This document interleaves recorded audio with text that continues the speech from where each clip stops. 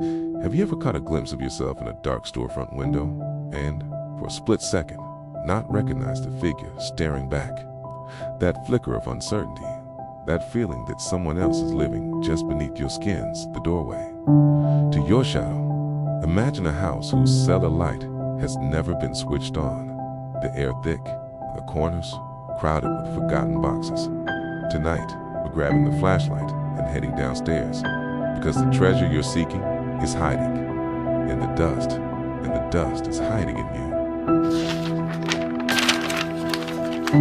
Most of us tidy the rooms guests can see and bolt the door to the basement. We curate Instagram smiles, pitch-perfect resumes, motivational mantras. Yet, at 3 a.m., when the house is quiet, the cellar rattles, and shames clang like pipes. You're not enough. You're too much. Don't let them. See? We scroll, we snack, we self-optimize, but the knowing returns. Hidden costs accumulate. Chronic tension stiffens the neck. Irritability sharpens our words with partners, with children, with strangers who cut in traffic. Dreams stall, because some unseen part of us is pulling the emergency brake. In clinical studies, repressed emotion correlates with higher cortisol, immune suppression, and mood volatility. The bill shows up as migraines, burnout, relational blow-ups. Jung called this unowned bundle of qualities the shadow, everything we disown in order to appear acceptable. The paradox? The harder we shove traits into darkness, the more power they gain over our daylight hours.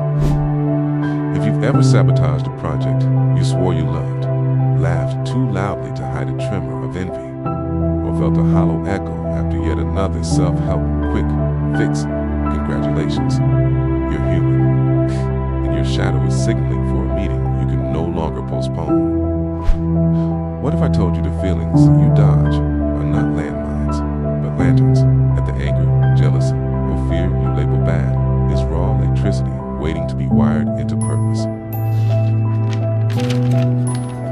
Jung didn't urge us to kill the shadow. He urged us to integrate it, fold the unwanted parts back into the wholeness of personality. He named that lifelong weaving individuation. Shadow work is not positive affirmation on steroids. It is the courageous excavation of every splintered fragment you have ever banished. Instead of painting over cracks, we chart them in. Discover the map leads home. First, let's contrast a familiar self-help escalator with a spiral staircase of shadow work. Conventional advice says, visualize success, repeat a mantra, drown the negative. Useful until the mantra clashes with an unconscious belief that says, you don't deserve happiness. Shadow work starts where the escalator jams.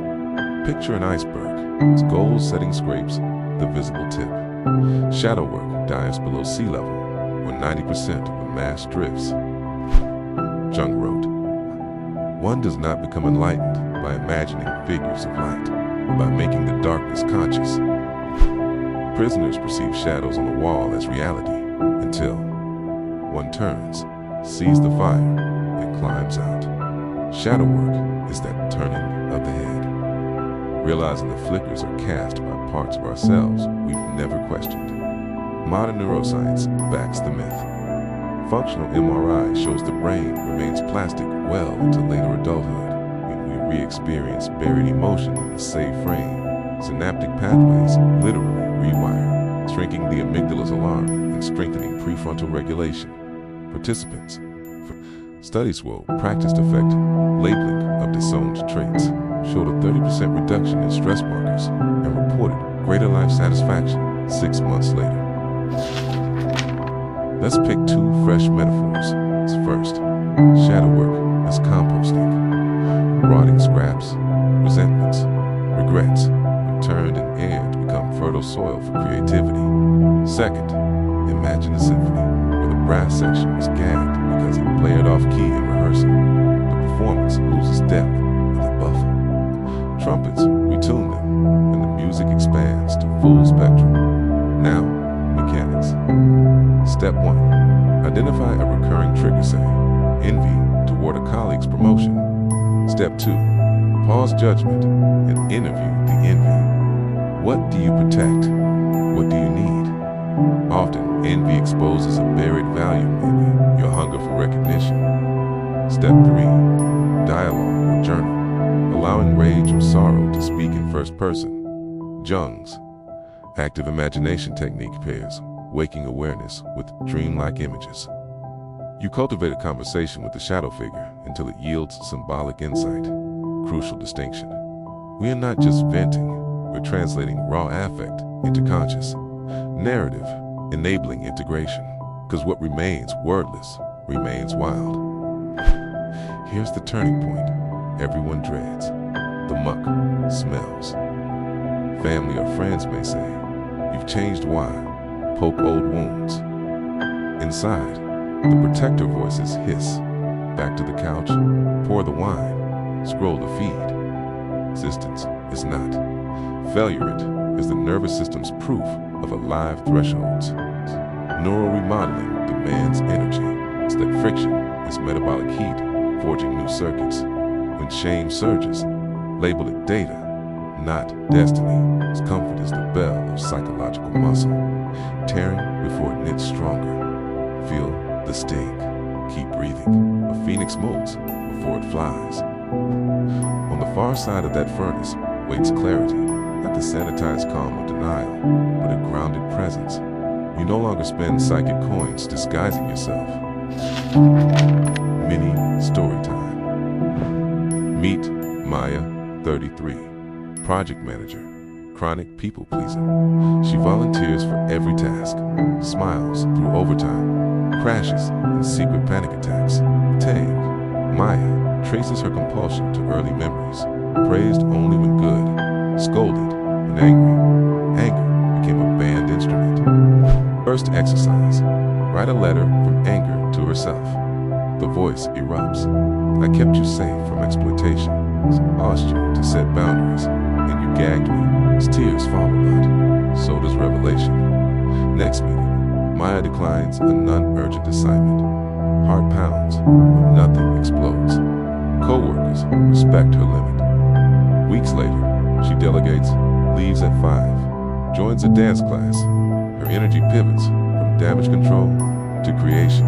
She pitches. An innovation project hand lands budget approval because her presence now registers as steady, not resentful.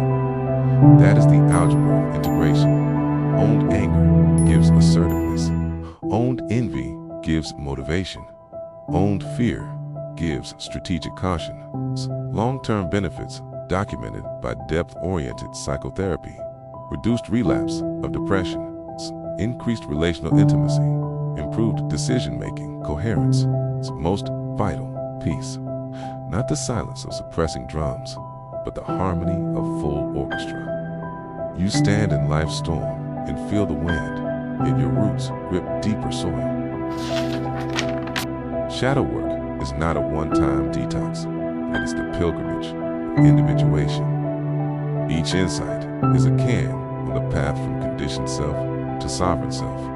Remember Jung's mandala drawings, circles inside squares, symbols balancing opposites. He sketched them during his own descent, observing that the psyche strives naturally toward wholeness when we cooperate. When the conscious picker most traces a shadow, internal polarity relaxes. Energy once wasted on inner civil war redirects toward creativity, service, love. You become author, not hostage of your narrative. Life's plot twists still arrive, breakups, loves, loss, but the narrator inside no longer fragments at each blow. He, she, they integrate the chapter, sculpt meaning, continue the book. So, tonight, when you pass a dark window and glimpse that silhouette wheel, you look away. Or will you pause, meet the eyes, and ask, what gift do you carry for me? Because the parts you exile are carrying your greatest medicine. The cellar door is unlocked. The flashlight is in your hand. Here's your invitation. Before sleep, open a fresh journal page. Write one feeling you habitually avoid. Let it speak for 5 minutes without censorship. Then, in the comments below, share one surprising insight anonymously. If you wish to read others' discoveries, subscribe if you're ready for more journeys into the unlit corridors of the mind.